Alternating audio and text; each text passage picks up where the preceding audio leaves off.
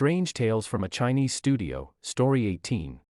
So I want you to picture a really mundane, honestly, almost laughable neighborhood dispute. Like a wandering cow casually steps over a property line and just crushes a few rows of vegetables in a garden patch. Right, something totally trivial. Exactly. It's the kind of petty annoyance that, today might generate a passive-aggressive post on a neighborhood app. But now I want you to trace a direct, unbroken line from that trampled vegetable patch to a sequence of events that includes state-sanctioned torture, a desperate ambush of an imperial hunting party, magical identity theft, and, well, finally, a man standing in a courtyard borrowing a mystical sword to behead his own wife. Yeah, it is a massive escalation. It completely defies modern logic. It really does. But, when you understand the mechanics of the world this story inhabits, every single drop of blood and every shattered illusion feels entirely inevitable. The violence isn't just random, it's the necessary friction of a human being grinding against the absolute limits of a corrupt society. We are stripping away the overwhelm and taking you straight to the core of one of the most structurally fascinating pieces of literature to ever tackle the fragility of human reality. It's a deep one, for sure. Oh, absolutely. So whether you're prepping for a literary seminar, diving into classical Taoist philosophy, or you just have an intense curiosity about how far a person can be pushed before their worldview completely snaps, you're in the right place. Glad to have you with us. So the source material we are unpacking today is a story titled Becoming an Immortal from the legendary 17th century Chinese collection called Strange Tales from a Chinese Studio. Right, the Liao Zeiji.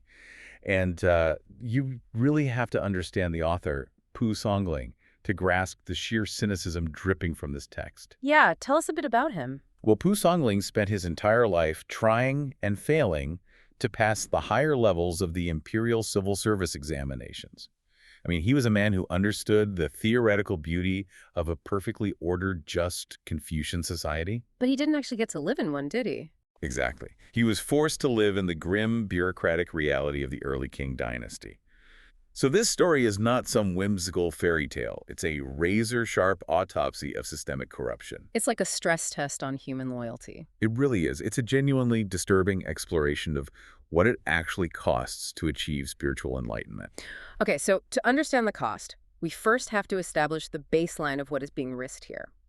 The story introduces us to two men, Zhu and Cheng. Right, our main characters. Yeah, Zhu is the older of the two. He's a scholar, he holds status, and he possesses a comfortable amount of wealth.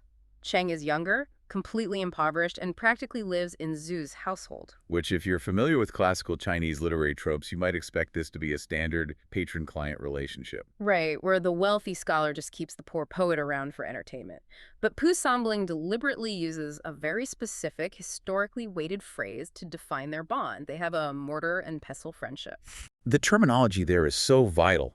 The mortar and the pestle are two entirely distinct objects with completely different physical properties. One is a heavy bowl, and the other is a rod. Right. Exactly. One is a stationary bowl designed to contain, and the other is a dense, mobile rod designed to grind and crush. Individually, neither can perform their intended function. They need each other to work. They do. The concept of the mortar and pestle friendship actually originates from the Book of Later Han, referring to a historical friendship that completely ignored the rigid barriers of social class. Which was a huge deal back then. Oh, massive. In a 17th century society, obsessively stratified by wealth, lineage, and exam status, the fact that Zhu and Cheng operate like this signifies a radical, almost subversive level of loyalty. It's like the ultimate ride-or-die dynamic. But what's interesting is how it's governed by intense philosophical boundaries. I was struck by how Cheng guards the sanctity of this bond. Oh, was Zhu's new wife? Yes. When Zhu's first wife passes away and he marries a new, much younger woman, Cheng's reaction isn't to just, integrate into the new family dynamic. He completely withdraws from the inner household. He refuses to even look at the new wife. Exactly. He adheres to this microscopic level of strict propriety. And it isn't just about avoiding a scandal. Cheng recognizes that their friendship is an anomaly in the social fabric. So he acts as a firewall. Right, to protect it from the mundane complications of domestic life. Because Cheng is acutely aware of his precarious position. He knows he's the pestle, Right. the raw, grinding instrument that operates without the comfortable padding of wealth or status. He sees the real world much more clearly than Zhu does. He absolutely does. Cheng's impoverished reality forces him to see the social hierarchy, not as a set of noble guidelines, but as a series of literal physical threats. Which brings us back to the cow, the Yeah. inciting incident that sets this entire tragedy into motion. The infamous cow. Yeah, so a cow belonging to a man named Huang wanders into Zhu's field and destroys his crops. Now, Huang happens to be an official in the Ministry of Personnel. The servants from both estates get into a shouting match, and the situation just instantly explodes. It goes from 0 to 100 so fast. It really does. Huang leverages his influence with the local magistrate, and Zhu's servant is dragged into the government office and brutally beaten. Now, looking at this through a modern lens, it seems like an incredibly petty spark for such a massive conflagration. It sounds ridiculous to us today. Right. Why would Zhu, a comfortable scholar, risk his entire livelihood over a trampled vegetable patch and an altercation between servants? Well, because it was never really about the vegetables. Yeah. We have to look at the psychological weight of status anxiety here. The text explicitly reveals the root of Zhu's rage. Oh, the family history thing. Exactly. Hmm. Huang's ancestors used to be menial servants to Zhu's grandfather. Wow, that changes everything. It does. Zhu is a man living on the fumes of historical prestige. He belongs to the old aristocracy, a class whose power was inherited and absolute. But Huang is the new money, basically. He's the new bureaucratic elite. As an official in the Ministry of Personnel, Huang has actual, tangible, modern power over appointments and government machinery. So when Zhu looks at Huang, he doesn't see a powerful ministry official who could literally ruin his life. He looks at him and sees the grandson of the man who used to slop his family's pigs. Precisely. Zhu's entire identity is tethered to a social hierarchy that has fundamentally ceased to exist. That's wild. He's totally blinded by the past. And that is the fatal flaw of the literati class that Pu Songling so often critiqued. Zhu believes the universe still operates on the rules that made his grandfather powerful. So he's picking a fight with someone he really shouldn't be messing with. Right. He is about to engage in a war of escalation with a man who holds the levers of the current functional power structure while entirely ignoring the brutal reality of how the legal system actually operates. But Cheng sees the collision coming, doesn't he? Long before the impact. Because Cheng doesn't have the luxury of historical delusions. Right. So Cheng attempts to intervene. We get this profoundly desperate, tearful scene where Cheng literally begs Zhu to stop seeking legal retaliation against Huang and the magistrate. It's a really powerful moment in the text. It is. Cheng tries to physically and verbally hold his friend back from the cliff edge. He delivers a warning that honestly serves as the thesis statement for the political reality of the era. He tells Zhu, the world is ruled by force. There is no black or white. And then he says something like, aren't half the officials just bandits? Yeah, he says, aren't half of today's officials just strong bandits who don't carry spears and bows? Bandits who don't carry spears and bows. That is such a devastating critique of the imperial justice system. You really have to consider the structure of local governance during the Qing dynasty to get how true that was. A local magistrate was often an outsider appointed to a region where he didn't even speak the local dialect. Oh, so he had to rely on the locals. Completely. He relied entirely on local clerks and powerful local elites, like Huang, to extract taxes and maintain order. The system was inherently designed for collusion. So Cheng is basically articulating the collapse of the social contract. Yes, a legal system is theoretically designed to protect the vulnerable from raw force. But Cheng is pointing out that the system has simply been co-opted by the powerful. The magistrates aren't adjudicating the law, they've weaponized it. Exactly. They weaponize the law to extort the weak, making them indistinguishable from violent highwaymen. But Zhu's response to this warning is just staggering in its naivety. He stubbornly brushes Cheng off. He insists that the magistrate is an official of the imperial court. He really believes his status will protect him. He does. Zhu is convinced that his status as a scholar, his mastery of Confucian texts, and the sheer righteousness of his cause will serve as an impenetrable shield. He truly believes the system requires evidence. Right. He thinks it relies on due process, and that the magistrate will be forced to acknowledge the objective truth of the trampled field. It is the tragedy of a man who believes in the theory of justice, while completely ignoring the practice of it. I mean, Zhu has spent his life studying the architecture of a righteous society. But he's never had to navigate the sewer system beneath it. That's a great way to put it. He assumes his intellectual superiority translates to legal immunity. And the destruction of that illusion is immediate and absolute. Zhu strides into the magistrate's yamen, files his formal legal complaint, And the magistrate, who is totally in Wang's pocket, simply tears the document to shreds right in front of him. Just completely dismisses it. Yeah. And Zhu, clinging to his misplaced arrogance, insults the magistrate to his face. Which is a huge mistake. Huge. Within seconds, Zhu is thrown into the local prison. But an insult to a corrupt official isn't just a misdemeanor. It's a challenge to their authority. Huang and the magistrate decide they don't just want to punish Zhu, they want to eradicate him. Right. And the framing they orchestrate is a masterclass in bureaucratic cruelty. They take 3 captured sea pirates who are awaiting execution, and they bribe them. They force these condemned men to falsely testify against Zhu. Exactly. They make them say that Zhu, the wealthy local scholar, is actually their financier and accomplice. We really need to contextualize the severity of a piracy charge in this era for the listener. Please do, because it sounds crazy. Well, during various periods of the Ming and Qing dynasties, the government enforced the haijin, which was an absolute ban on maritime activities. So piracy wasn't just stealing a boat. No, it was the ultimate act of treason against the state. It often resulted in the execution of the accused and the severe punishment of their entire extended family. Wow. So by tying Zhu to pirates, they take a civil dispute over a cow and turn it into a capital offense. And the immediate consequence of this charge is the stripping of Zhu's scholar robes. Which was his armor, right? Exactly. You cannot overstate the significance of this. Earning the right to wear the blue robe of a licensed scholar granted a person explicit legal immunity from corporal punishment. So as long as you wore the robe, you couldn't be beaten. Right. By manufacturing a treason charge, the magistrate secures the legal justification to strip Zhu of his rank, his robes, and his immunity. The moment that robe falls, the physical destruction begins. And the text is unflinching about this. Zhu is subjected to horrific torture. He's beaten mercilessly in the damp confines of the local jail. The very system he thought would protect him is breaking his body. Yes, perfectly optimized to secure a false confession. The wealthy aristocrat who thought his grandfather's legacy made him untouchable is reduced to a bloody, starving mass on a prison floor. It is the brutal, undeniable validation of Cheng's warning.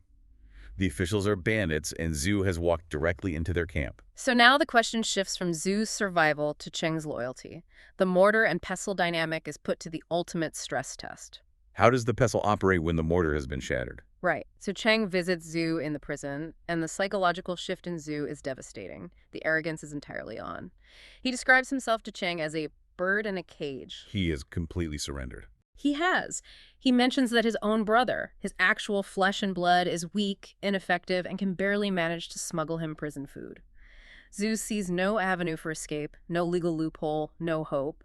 He's just waiting to die. It's a moment of profound isolation. But this is exactly where Cheng redefines the parameters of their bond. Because Cheng foresaw this disaster, right? He begs Zhu to avoid this path. A lesser friend, a conventional friend, would have distanced themselves. Associating with a condemned pirate was incredibly dangerous. Cheng could easily have been swept up in the purge. But Cheng doesn't offer a lecture, and he doesn't run away. Instead, he takes full unilateral responsibility for the crisis. He utters a line that echoes throughout the rest of the narrative. He says, if a friend isn't there in an emergency, what use is a friend? It's a complete rejection of the transactional nature of their society. It really is. And then Cheng embarks on a cinematic, seemingly suicidal gamble to save Zhu's life. He realizes the local legal avenues are entirely corrupted by Huang's money, so Cheng travels all the way to the imperial capital. Cheng is navigating a labyrinth where every door is locked by bribery. Right. He understands that a grievance generated at the bottom of a corrupt hierarchy cannot be solved by anyone within that hierarchy. To find adjudication, he has to bypass the entire bureaucratic apparatus and appeal directly to the absolute apex of power. And the method he chooses is terrifying. Cheng doesn't just go file paperwork in a dusty office. He physically hides in a lumber market, waiting in the shadows along a route he knows the emperor's hunting party will take. He plans to ambush the imperial procession. Yeah, to submit his petition directly. Can you explain the historical context of that? Because it sounds insane. Oh, it was a massive risk. The concept of intercepting the imperial carriage was essential here. The King legal code was incredibly strict regarding capital appeal. So bypassing local courts was illegal. Extremely. Petitioning the emperor, directly known as striking the Dengguan drum or intercepting the carriage, was a massive disruption of imperial order. It was legally classified as a crime, regardless of whether your grievance was valid. Wait, really? Even if you were innocent? Even if you are right, the punishment was severe, often resulting in immediate flogging, exile, or even execution by the imperial guards before the petition was even read. So Cheng is literally weaponizing his own life to bypass the bandit bureaucrats. He is putting everything on the line. And miraculously, the gamble partially pays off. The petition reaches the inner court, and the emperor orders a direct review of Zhu's case down at the local level. But the system doesn't just immediately self-correct. No, it triggers a frantic, vicious, bureaucratic shuffle. Huang receives word that an imperial review is coming. He knows the pirate testimony was fabricated, so he deploys his wealth one more time. He bribes the local jailer. Right. He bribes the jailer to simply starve Zhu to death in his cell before the imperial investigators arrive. They physically bar Zhu's brother from delivering food. It is a desperate race to erase the physical evidence of the crime, and the evidence is Zhu himself. Which really shows the resilience of systemic corruption, doesn't it? Absolutely. And an imperial order is just a piece of paper. Yeah. Local power controls the reality on the ground. The system is desperately trying to protect its own internal logic. But Cheng, who is still operating up in the capital, somehow learns of this starvation plot and manages to petition the imperial court a second time. Which is just incredible persistence. Seriously. The court is enraged that their direct edict is being manipulated by a local official, so they send down a furious mandate. The corrupt jailer, who is actively starving Zhu, is summarily beaten to death. A low-level functionary is sacrificed to appease the emperor. Right. The immediate threat to Zhu's life is neutralized. So, does justice finally prevail? You read that the jailer is dead and Zhu is saved, and you expect the grand finale where the villains are destroyed. But we have to look at what actually happens to the architects of the conspiracy. Yeah, because it's so cynical. Huang, the man who bribed the magistrate and orchestrated the torture, simply pays a massive fine. Thousands of pieces of gold, sure, but he receives a bureaucratic pardon. And the magistrate who falsely accused a citizen of treason. Merely exiled, effectively just transferred out of the region. The rich buy their way out of the consequences. The men who systematically dismantled Zhu's life, stripped him of his humanity, and tortured him to the brink of death, simply pay a financial penalty and walk away. The architecture of the corruption remains entirely intact. It just had to absorb a temporary cost of doing business. And this realization, this grueling proof of how the world actually operates, fundamentally breaks something. But surprisingly, it doesn't break Zhu. It breaks Cheng. Right. After Zhu is finally released, battered but alive, his immediate reaction is to double down on his worldly attachments. He feels a profound, almost overwhelming loyalty to Cheng. But Cheng looks at the situation, and his worldview turns, as the text says, cold as ashes. Cheng's psychological pivot is completely rational if you track his experience. He saw the corruption, warned against it, risked execution to bypass it, and witnessed the emperor's own justice being neutralized by a checkbook. He realizes the system can't be reformed. Exactly. It's a rigged game where the rules are written by the bandits. So the only logical, sane response is to stop playing the game entirely. Cheng basically looks at Zhu and says, "We survived. Now let's leave. Let's abandon society and retreat to the mountains as hermits." It reminds me of two soldiers surviving a horrific war. Yes. That analogy is perfect. One soldier wants to immediately return to the illusion of normalcy. He wants a hot meal, he wants to hug his wife, he wants to pretend the horrors he saw were an anomaly. But the other soldier looks at the society that sent them to the meat grinder, realizes the whole thing is a grotesque sham, and decides he can never participate in that society again. And that completely captures the diverging paths of our two protagonists. Cheng seeks transcendence, while Zhu seeks regression. And what anchors Zhu to his regression? The text explicitly notes that Zhu is deeply infatuated with his young wife. Right. When Cheng proposes retreating to the mountains, Zhu literally laughs. He treats it as a dark joke. I mean, he just survived torture and starvation. Why would he volunteer to go sleep on a rock? Because Zhu's survival instinct is hopelessly entangled with his worldly attachments. He believes his wealth, his restored status, and his marriage are the rewards for his suffering. Entirely missing the irony that his attachment to status is what nearly got him executed in the first place. Exactly. So when Zhu refuses to leave, Cheng doesn't argue. He simply vanishes. Zhu searches temples, valleys, mountains. He even steps in to financially support the son that Cheng left behind, fulfilling the earthly duties of their friendship. But Cheng is gone. The mortar is left sitting alone, and the pestle has disappeared into the mist. Until we experience a massive temporal disruption. 8 or 9 years pass. Zhu has settled back into the comfortable illusion of his aristocratic life. And suddenly, Chang reappears. But he is radically transformed. Yes. Chang walks into Zhu's estate wearing the yellow robes of a Taoist ascetic. He projects this imposing, otherworldly aura. He is no longer the desperate, impoverished friend weeping over a legal dispute. He has the presence of a mystic. Zhu is overjoyed. He wants to throw a feast, catch up on a decade of life, and he repeatedly urges Chang to take off the Taoist robes and put on normal silk clothes. He wants his old friend back. But Chang flatly refuses the clothes. The clothing is symbolic of the societal skin that Chang has permanently shed. And when Zhu pushes him, asking how a man could abandon his wife and young child like worn-out shoes, Chang's response is a cryptic, chillingly detached laugh. The phrase worn-out shoes is such a violent rejection of Confucian familial duty. In a society where family lineage and ancestor worship are the bedrock of morality, abandoning a child is monstrous. So, is the text framing Chang as a saint who has achieved true enlightenment, or as a selfish man who abandoned his responsibilities? It's the central philosophical tension of Taoist mysticism within a Confucian framework. To achieve immortality, to practice the internal alchemy necessary to transcend human suffering, one must sever all karmic ties. So worldly attachments are a bad thing. Yes. Whether it's a hoard of gold or the love of a child, they are heavy. They anchor the spirit to the mud. From the perspective of mortal ethics, Chang committed a terrible betrayal. But from the perspective of an immortal, mortal duties are the trap. They're the illusion that keeps humans suffering in the domain of the bandit bureaucrats. Exactly. And Chang hasn't returned simply to debate theology with Zhu over a cup of wine. He has returned with a surgical mission. He needs to forcibly extract Zhu from the mud. Since Zhu cannot hear the truth, Chang decides he must physically force Zhu to experience the unreality of his own existence. Which initiates one of the most surreal, psychologically terrifying sequences in the entire narrative, the identity swap. It is a profound, non-consensual dismantling of Zhu's reality. The two old friends share a bed for the night, talking late into the darkness. Eventually, Zhu falls asleep and he experiences a visceral, suffocating nightmare. He dreams that Chang is physically sitting on his chest, pressing down with immense weight, crushing the breath out of him. A classic sleep paralysis demon scenario. Exactly. Zhu wakes up in a cold sweat, gasping for air. The room is pitch black and Chang is missing from the bed. Disoriented, Zhu calls out for a servant to bring a lamp.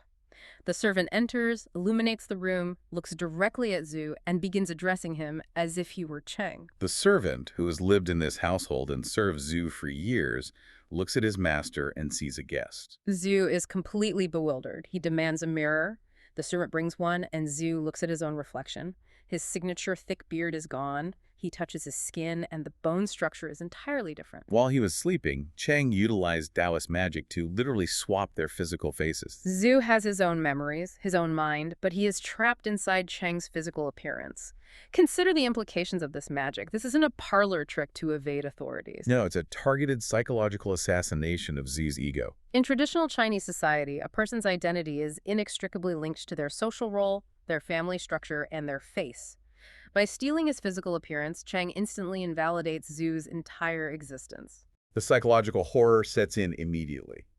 Zhu attempts to enter the inner chambers of his own home to see his family, and his own brother physically bars the door, treating him as an intruding stranger. Zhu knows he is the patriarch, he knows the layout of the house, he knows the secrets of his family, but without the physical manifestation of his identity, he is nothing. The wealth, the status, the wife, none of it actually belongs to him. It belongs to the face. Chang proves to Zhu how terrifyingly fragile his foundation is. The moment the superficial layer of physical appearance is removed, all the power and comfort Zhu clung to instantly evaporates. He is locked out of his own life without losing a single memory. So, left with absolutely no alternative, Zhu is forced to abandon his estate and track down his stolen body. He follows rumors of a Taoist matching his description, embarking on a grueling journey toward Mount Lao. And as he ascends the mountain, the fundamental rules of reality begin to warp. The environmental shift is a critical signal to the reader. Because the text specifies that Zhu's journey takes place in November, right? Right. In the mortal world, it's the onset of winter, cold, barren, harsh. But as Zhu climbs higher into the peaks of Mount Lao, the winter disappears. The path is suddenly bursting with blooming flowers that look like a vibrant spring. The trees are lush, and the air is filled with strange, brightly colored birds whose songs sound like complex musical instruments. Furthermore, these birds exhibit no fear. They flutter down and land near Zhu, completely untroubled by human presence. What does all this mean? Well, Mount Lao is a historically significant site for Taoist practice, but Pu Songling is describing a crossing of dimensions. Zhu has stumbled into a grotto heaven. Oh, so he's crossed over. Yes, he has walked out of the mundane, corrupt human sphere and breached the borders of a divine realm. The blooming flowers in winter and the fearless musical birds indicate an environment where the brutal predatory laws of nature, and by extension, the predatory laws of human society, have been suspended. That's beautiful. So deep within this divine sanctuary, Zhu finds a secluded pavilion. Inside, sitting peacefully on a woven mat, is his own body. It is Cheng wearing Zhu's face. And the reunion is remarkably quiet. Yeah, there's no argument, no grand confrontation. Zhu just sits down beside his stolen body. They share a brief, peaceful nap on the mats. When Zhu awakens, the magic has naturally reversed itself. He looks down, touches his chin, and feels his thick beard. His physical identity has been restored. He regains the anchor to his mortal life. The experiment is complete. Cheng has shown Zhu the terror of losing his attachments and the absolute peace of the divine realm. But here's where the tragedy of human stubbornness really twists the knife. Oh man, yes. After experiencing the profound tranquility of Mount Lao, after feeling the suffocating trap of his own identity, Zhu still wants to go back. The author explicitly states that Zhu is still plagued by dusty worldly thoughts. He looks at the immortal paradise around him, thanks Cheng for returning his face, and immediately says he needs to go home to check on his wife and his property. He just cannot let go. It perfectly illustrates the sheer gravitational pull of human attachment. You can forcibly detach a person from their ego. You can physically transport them to a paradise completely free from suffering. But if they still believe they love their cage, they will actively crawl back into it. The illusion is that powerful. Cheng agrees to help Zhu return home. He tells Zhu, "I will send you." And suddenly, Zhu feels entirely weightless. He is propelled through the air, floating over the walls of his own estate like a drifting leaf. He arrives in the dead of night. Yes, descending silently into the inner courtyard. He creeps up to the window of his private chambers, eager to see the wife he has been longing for. He peers through the lattice. And the scene he witnesses completely vaporizes the last remaining pillar of his reality. He sees his beloved young wife, but she is not mourning his absence. She is sitting comfortably, drinking wine, laughing, and engaging in highly intimate behavior with one of the household's hired servants. The infidelity itself is a crushing blow, but we really have to examine the timing of this betrayal because it is the most devastating detail hidden in the text. The timeline is just awful. Later in the sequence, during a brief interrogation, Zhu discovers that this affair did not begin simply because he had wandered off to Mount Lao. The affair began while Zhu was suffering in the local prison. That detail is a total gut punch. Think about the magnitude of that betrayal. While Zhu was stripped of his scholar robes, while his body was being broken by bamboo canes, while he was quite literally starving to death in a dark cell. And while Cheng was risking his life in the capital. Exactly. During all of that, the woman that Zhu considered his anchor to the world was sleeping with the hired help. The entire foundation of his emotional reality was a lie constructed during the darkest trauma of his life. Zhu's reaction is explosive. The text pivots into an unsparing, blood-soaked sequence. Realizing he lacks the physical strength to confront them both, Zhu magically races back to Mount Lao to enlist Cheng's help. And Cheng calmly agrees. They return to the courtyard together. Cheng draws a mystical sword and uses it to blast open the heavy wooden doors of the chamber. The servant panics and attempts to flee. Cheng strikes out with the blade, cleanly severing the servant's arm. Then Zhu steps forward. He borrows Cheng's sword. He drags his terrified wife out into the open courtyard. With a single strike, he beheads her. Zhu suddenly jolts awake. He is back in bed on Mount Lao, lying next to Cheng. A sudden plunge into a waking nightmare. Exactly. Zhu wakes up, his heart is hammering against his ribs, and he realizes he is safe on the mountain. He looks at Cheng and exhales, saying something to the effect of, "My God, I just experienced the most terrible, incredibly vivid dream." He tries to rationalize the violence. Yeah, he thinks his anxiety simply manifested in a nightmare. But Cheng is sitting beside him, completely calm. Cheng smiles and delivers a line that borrows heavily from the philosophy of Zhuangzi. Cheng says, "What the brother thinks is a dream is real. What is real you think is a dream." It is a complete structural inversion of reality. It echoes Zhuangzi's famous paradox of the man who dreams he's a butterfly, and upon waking, wonders if he's actually a butterfly, dreaming he is a man. And Chang doesn't just leave it as a philosophical riddle. To prove his point, Chang reaches beside him and presents the magic sword. Zhu looks down at the blade. It is still dripping with fresh blood. The bloody weapon entirely shatters Zhu's psychological defenses. He can no longer retreat into denial. He can no longer tell himself, it was merely a bad dream, my estate is safe, my wife loves me. The blood proves that the nightmare is the objective reality, and his comfortable, aristocratic life was the dream. Which corners Zhu into the final, inevitable severing? He has to know for sure. Zhu leaves the mountain and travels back to his actual home in the mortal world. This time, he doesn't float over the walls. No, he walks through the front gate. The estate is eerily silent. His brother emerges, weeping uncontrollably, and confirms every gruesome detail. The beheading, the severed arm, it all occurred exactly as Zhu had dreamed it. The physical evidence in the mundane world perfectly matches the mystical experience generated on the mountain. The illusion is dead. And the transformation in Zhu is profound. When the brother confirms the horror, Zhu doesn't panic. The anger that fueled his war over the vegetable patch is completely gone. The status anxiety is gone. Right. He doesn't attempt to cover up the crime, he doesn't fear the magistrate's retaliation, and he doesn't shed a single tear for his wife. He calmly asks his brother to bring him his infant son. The ultimate anchor to the mortal world. Zhu holds the child, looks at him, hands him back to the brother, and states with absolute clarity that he is leaving the human world forever. He has finally achieved the total detachment that Chang has been attempting to impart since they were reunited. The weight has been dropped. Zhu turns his back on his estate and walks out into the wilderness. He travels until he meets Chang, who is waiting for him. And right before they depart the human realm forever, Zhu looks back at the world of dust and utters a phrase that serves as the thematic anchor. He says, "Enduring things is the greatest joy." Enduring things is the greatest joy. To truly grasp the weight of this revelation, we must contrast it with how Zhu lived the first half of his life. He spent his life fighting the current. He went to war over a cow to protect his grandfather's pride. He sought legal vengeance to force the world to respect his scholar's robes. He clung with white-knuckled desperation to a marriage that was rotting from the inside. Every single time he attempted to impose his will on the world, every time he demanded that reality conform to his expectations, it resulted in torture, humiliation, starvation, and betrayal. The mortal world is inherently chaotic and corrupt. Attempting to control it is like trying to command the ocean. It's impossible. It is.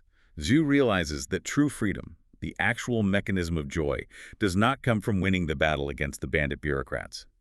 True freedom comes from the capacity to accept the world's indignities without allowing them to infect your spirit. So letting the cow eat the vegetables and not caring? Exactly. It's the ability to watch the cow trample your garden and realize that the vegetables, the property line, and the pride are all meaningless dust. Total detachment, the endurance of the absurd without attachment to the outcome, is the only path to peace. With that final realization, Chang waves his massive Taoist sleeve. The mist rolls in, and the two friends, the mortar and the pestle, finally perfectly aligned, vanish into the mountains, leaving the human world behind forever. However, the narrative doesn't abruptly end with their disappearance. Pu Songling includes a fascinating, highly symbolic epilogue that resolves the lingering mortal debt. Right, the golden nail. We cannot forget the golden nail. So years pass. Zhu's brother, the one who was handed the infant son, is described as a good, honest man, but he is notoriously bad at managing money and property. He lacks the ruthless edge required to maintain wealth in this society. Yeah. So while earnestly trying to raise Zhu's son, the family's fortunes slowly bleed out. They fall into deep, grinding poverty. The grand estate begins to physically crumble. It is the inevitable decay of all things built in the mortal realm. Without the aggressive, protective energy of Zhu, the family line is slowly sinking into ruin. But then an anomaly occurs. One day, the brother walks into his dilapidated study and finds a mysteriously sealed envelope sitting on his desk. He opens it, perhaps expecting a letter or a legal summons. But inside the paper, there are no words. There is nothing but a single 2-inch-long human fingernail. A tiny, physical fragment of an immortal body left behind as a cosmic intervention. The brother is entirely confused. He picks up the fingernail, and while examining it, he accidentally drops it onto his heavy stone inkwell. In an instant, the solid stone ripples and transforms into pure, gleaming, solid gold. The brother is stunned. He picks up the nail and touches it to a copper bowl. The bowl turns to gold. He touches it to rusted iron tools in the shed. They turn to solid gold. With a 2-inch fingernail, The brother suddenly possesses unimaginable, limitless wealth. And importantly, the text notes that he uses this wealth righteously. He shares the riches with Cheng's abandoned son, ensuring that both bloodlines are secure and prosperous for generations. This epilogue is structurally vital. It addresses the ethical tension we discussed earlier regarding abandonment. Because leaving your infant son to go be a hermit feels incredibly wrong. Precisely. By mortal standards, Cheng and Zhu committed the ultimate dereliction of duty. But the golden nail acts as a mechanism to balance the cosmic scales. Ah, I see. The immortals abandoned the corrupt, bureaucratic machinery of the world, yes, but they rewarded the innocence and loyalty of the brother who stayed behind to bear the burden. They ensured the survival and prosperity of their lineages not by engaging with the corrupt magistrates, but by circumventing the system entirely through divine intervention. It also leans heavily into the traditions of Taoist alchemy, right? The transmutation of base metals. It does. In the Taoist tradition, external alchemy, the literal attempt to turn lead and cinnabar into gold, is the outward manifestation of internal alchemy. And internal alchemy is the spiritual side. Yes, the grueling spiritual process of refining the flawed, base human soul into an immortal, indestructible spirit.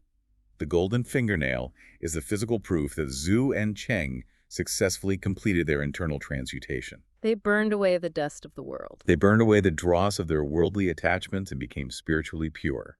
The nail is a fraction of that purity, left behind to sustain the innocent in a world of dust. It is a breathtaking way to close the loop on such a brutal, sprawling journey.